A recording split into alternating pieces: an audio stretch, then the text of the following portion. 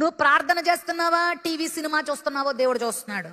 నువ్వు ప్రార్థన చేస్తున్నావా, మొబైల్ ఫోన్ పట్టుకొని, స్మార్ట్ ఫోన్ పట్టుకొని ఏ పిచ్చి పిచ్చి వేషాలు వేస్తున్నావో మీ మమ్మీ చూడకపోవచ్చు, డాడీ చూడకపోవచ్చు, పెద్దోళ్ళు చూడకపోవచ్చు, దేవుడు చూస్తున్నాడు.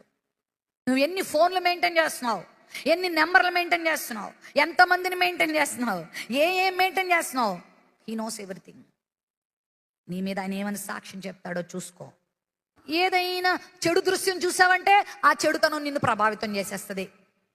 కాలేజ్కి వెళ్తే మారిపోతావు, స్కూల్కి వెళ్తే మారిపోతావు, చెడ్డ మనసుకు చోటిస్తావు. బైబిల్ చదువుకో, ప్రార్థన చేసుకో, చర్చ మానబాక, పెద్దలను గౌరవించు, పాపం జోలికి వెళ్ళక. ఆ మగపిల్లలు చెడ్డ సాంగత్యాలు చేయబాకండి, ఆడపిల్లల జోలికి వెళ్ళకండి, మగపిల్లల జోలికి వెళ్ళకండి, పరిశుద్ధతను కాపాడుకోండి, పవిత్రతను కాపాడుకోండి అని ఎన్ని చెప్తున్నా నువ్వు హెచ్చరిక ఖాతరు చేయకపోతే నష్టం చెప్పిన వాళ్ళకి కాదు, నీకే కదా. జాగ్రత్త సుమా.